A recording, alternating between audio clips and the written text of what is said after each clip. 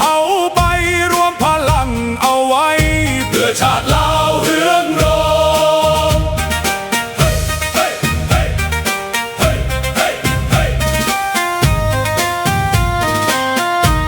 ยามศึกมาไกลเฮาบ่เคยถอยยืนหยัดต่อสู้เพื่อคนลาวทุกคนจากภูเขาสูงถึงลำน้ำโขงทุกตารางแผ่นดินเฮาสิรักษาไว้คำสัตย์สาบานดังก้องในใจเกิดเป็นลูกผู้ชายต้องฮักชาติยิ่งใหญ่ถึงสิลำบากหรือมีน้ำตากะสิยืนหยัดเพื่อลาวของเฮาเฮาเป็นทหารของชาติลาวยิ่งใหญ่ป้องกันแผ่นดินนี้ด้วยชีวิตและใจล้านสร้างห่มขาวสิอยู่คู่เฮาไปรวมพลังเอาไว้เพื่อชาติลาวเฮืองรอเฮาเป็นทหา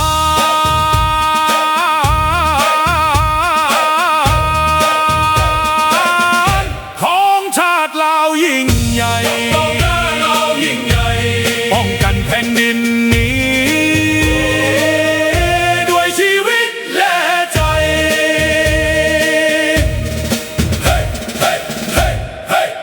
เฮาเป็นทหารก้าวเดินพร้อมกัน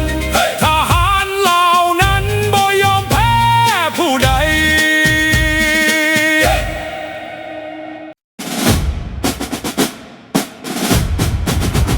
ศาสตร์เราตั้งแต่เดินมาขึ้นชื่อลือชาอยู่ในอา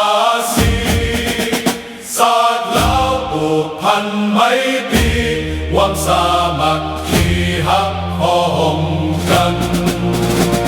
ฮักศาสตร์ฮักประเทศเขาฮักเจ้าปกเกศเกษา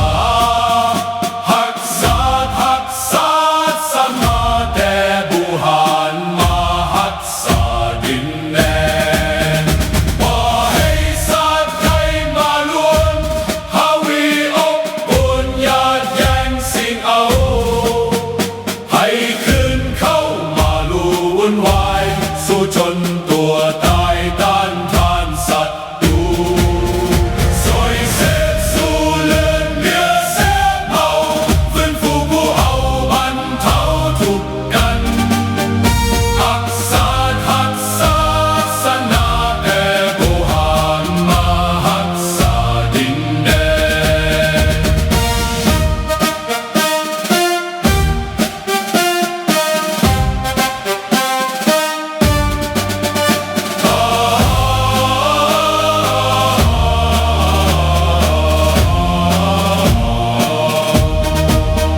บ่ให้ศาสตร์ใด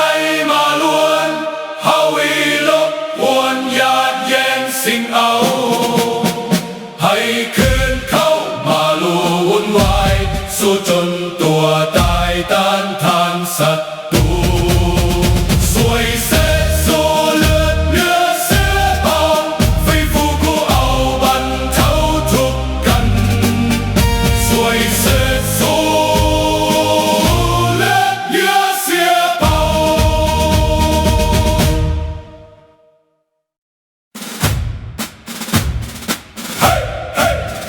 เราเดินพร้อมกันเสียงกลองดังสนั่นแผ่นดินลาวเรียกหา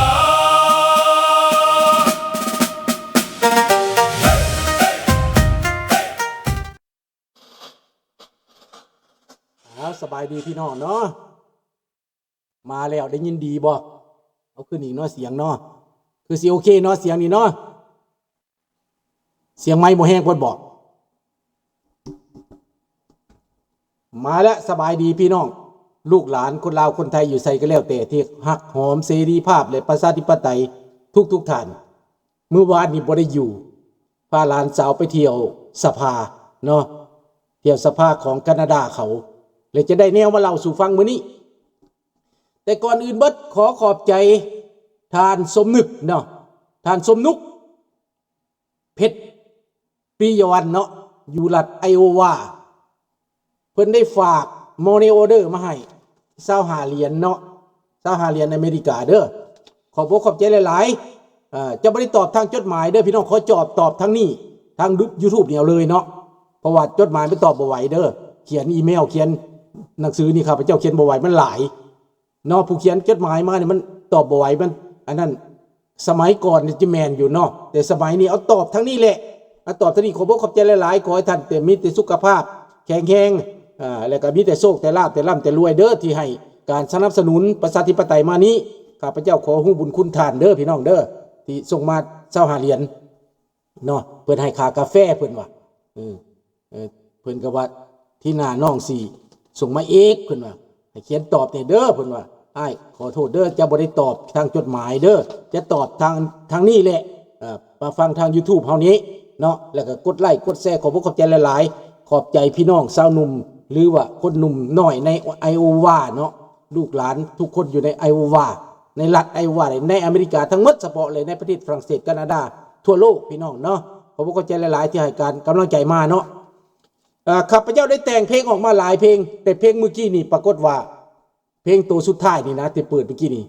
มันตัดปึด2เทื่อแล้วคือว่ามันอาจจะมีข้อขัดข้องทางด้านเทคนิคหรือทาง YouTube เขาอาจจะกดไว้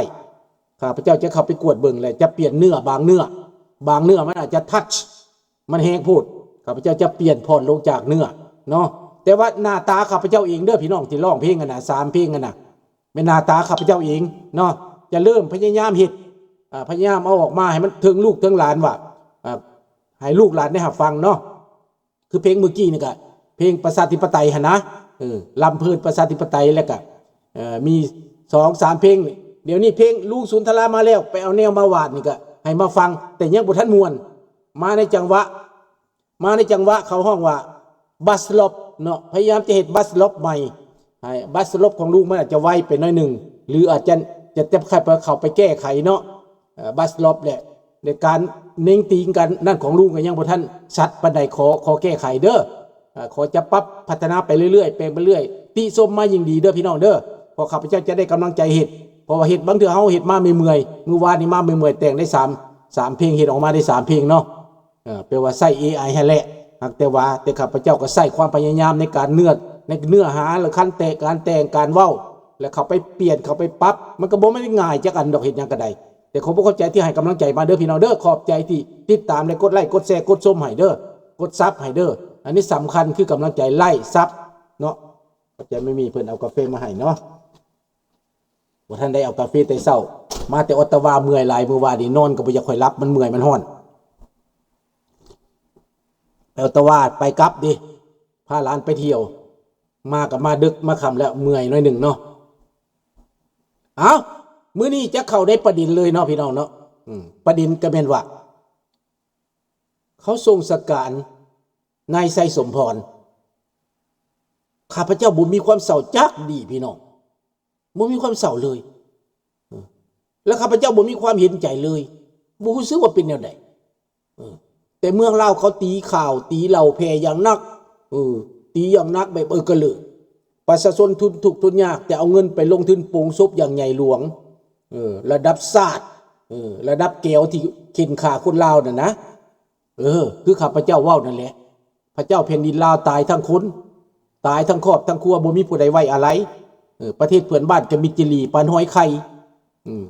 บัดหมาแก้วลาวแดงตายนี่เป็นห้องเป็นไห้นำเด้อบางคนนะบางคนว่าซั่นไปนี่แหละพี่น้องขอบอกขอบใจหลายๆเด้อพี่น้องที่ให้กำลังใจมาเด้อไปเที่ยวทางออตตาวาเมืองหลวงและจะมาเว้าเรื่องว่าการไปเที่ยววานนี้ได้ยังไงความรู้ข้าพเจ้าได้ความรู้ไปเที่ยวตอนสมิทข้าพเจ้าไปเที่ยวสภาสูงเข้าไปสภาสูงเข้าไอ้ซุ่มก็มีตำรวจยามมีอย่างยามคักแน่เด้เขาทั้งหน้าทั้งหลังเขาเข่งขัดเด้อต้องจองไว้ล่วงหน้าจองทางอิเล็กทรอนิกส์แล้วข้าพเจ้าเข้าไปนี่ข้าเจ้าเล่าสู่ฟังหมอผู้แอนิเมชันเรื่องบอกว่าคนที่จะเป็นเซนาเตอร์ได้ผู้ใดสามารถเป็นเซนาเตอร์เป็นสภาสูงได้อายุ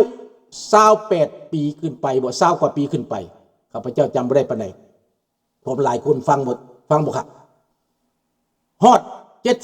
75นั่นน่ะ20ปลายปีขึ้นไปฮอด75เอาแต่30ขึ้นไปซะฮอด75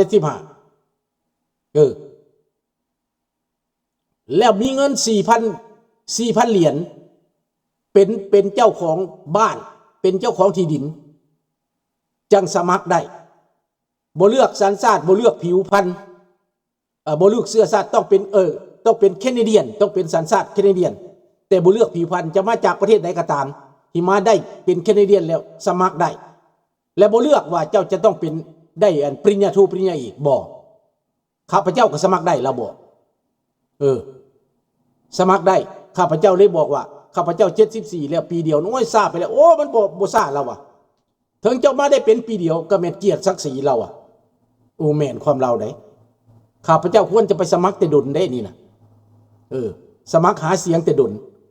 แต่บ่ได้สมัครก็คิดบ่ถึงคันข้าพเจ้าฮู้จักว่ามันเป็นแบบนี้ข้าพเจ้าไปสมัครแต่ดลสมัครตอนข้าพเจ้าอายุ60พุ่นนะเป็นนักการเมืองนี่นะข้าพเจ้าคิดบ่ถึงน่ะนี่แหละครับความรู้เนาะพี่น้องเราบอกว่าได้เบิดเจ้าเว้าภาษาเก่งซำนี้ก็ได้สภาเจ้าได้เบิดดีเบตได้แล้วเราว่าได้นั่นได้เจ้าสามารถดีเบตในสภาได้แล้วเจ้าความรู้มีความรู้ทางด้านการเมืองแนวนี้นะแล้วว่าจังสี่ได้อันนี้เขาให้ความรู้ได้นี่แล้วเขาก็มีความขัดแย้งกันบ่เขามีสงครามกันบ่มีแต่รัฐบาลแคนาดานี้เขาต่อสู้กันระหว่างฝรั่งเศสกับอังกฤษแม่นแล้วแม่นอันนี้อามิโกบาทนี่อังกฤษก็สู้กับอินเดียแดงก็สู้แต่ได้ที่สุดเขาก็เฮ็ดสันติภาพกันนั่นแหละสันติภาพกันนั่นเขาให้ทุกเผ่าทุกพันธุ์ทุกชนชาติชนเผ่าในประเทศแคนาดาทุกภาษาที่ว่ามีการต่อสู้กันมีการย่านแย่งกันนั้นมายอมรับกันแล้วเขียนกฎหมายปกป้องเขียนกฎหมายเคารพนับถือให้มีสิทธิ์และบันทึกไว้เขาลงอันนะศิลาลึกไว้อยู่ในแผ่นเล็กสเตเลตแผ่นเล็กสเตเลตเป็นแผ่นสุดสภาของเขาสื่อผู้แทนแต่ละยุคแต่ละสมัยสื่อเซเนเตอร์แต่ละยุคแต่ละสมัยตั้งแต่1800มานี่นะนี่การเปลี่ยนแปลงสภามันเป็นมาได้